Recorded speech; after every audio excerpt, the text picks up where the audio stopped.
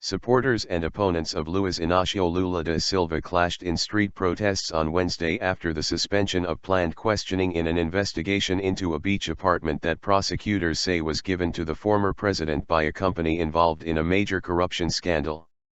Critics who want to see Lula prosecuted for corruption tried to raise a giant inflatable doll depicting the former president dressed in a prison uniform. Hundreds of his fans tried to stop them.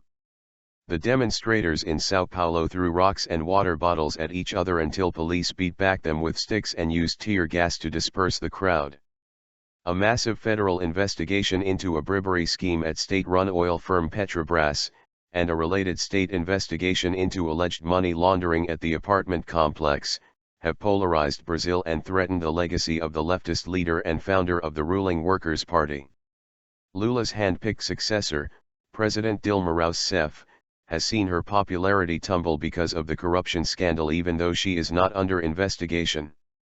Brazil's National Council of Public Prosecutors called off the planned questioning of Lula and his wife Marisa late on Tuesday on the grounds that the state prosecutor, Cássio Cancerino, was not qualified to conduct the interrogation.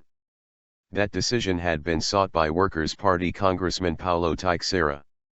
Cancerino told weekly magazine Veja last month he had enough evidence to charge Lula and his wife with money laundering for hiding ownership of a 3-floor apartment with private lift that builder OASSA allegedly reserved for him at the complex in Guarujá, a coastal resort near Sao Paulo.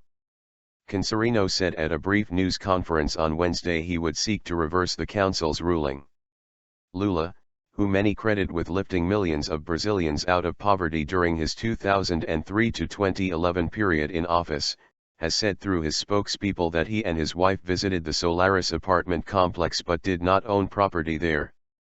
Local paper O Globo has reported that he did own an apartment there, held under a different name. Federal prosecutors said last month they were investigating whether OAS used the apartments to pay bribes and to launder money for Workers' Party members, but did not say if they were investigating Lula. OAS has declined to comment on the investigation.